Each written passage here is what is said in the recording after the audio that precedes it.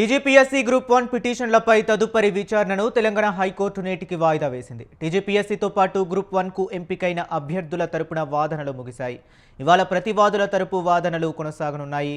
Group 1పై single bench తీర్పును సవాల్ చేస్తూ టీజీపీఎస్సీతో పాటు గ్రూప్ 1 ఉద్యోగానికి ఎంపికైన పలువురు అభ్యర్థులు అప్పీలు పిటిషన్లు దాఖలు చేశారు. వీటిపై సీజే ధర్మాసనం విచారణ నిర్వహిస్తుంది.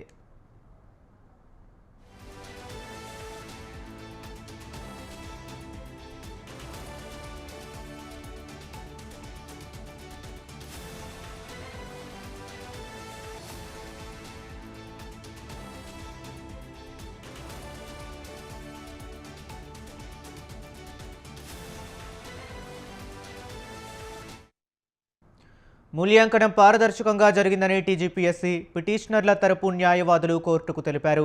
గ్రూప్ 1 ఉద్యోగానికి ఎంపిక కాని అభ్యర్థులు అపోహలతో పిటిషన్లు వేశారని, వాటిపై వాదనలు విన్న సింగిల్ బెంచ్ ఎలాంటి ఆధారాలు లేకుండానే ఎంపిక జాబితాను రద్దు చేసిందన్నారు. ఎన్నో ఏళ్ల తరువాత గ్రూప్ 1 నోటిఫికేషన్ విడుదల చేశారని, ఎంతో కష్టపడి అభ్యర్థులు ఉద్యోగానికి అర్హత సాధించారని, సింగిల్ బెంచ్ తీర్పుతో అభ్యర్థులకు తీవ్ర అన్యాయం జరిగిందని వాదించారు. గ్రూప్ 1 మెయిన్స్ మూల్యాంకనం పరీక్షా కేంద్రాల కేటాయింపులో అవకతవకలు జరిగాయంటూ ప్రతివాదుల తరపు న్యాయవాది సురేందర్ కోర్టుకు తెలిపారు. పరీక్షకు హాజరైన అభ్యర్థుల సంఖ్య విషయంలో టీజీపీఎస్సీ విడుదల చేసిన ప్రకటనలలోనే తేడాలుండడం అనుమానాలకు తావిస్తుందన్నారు.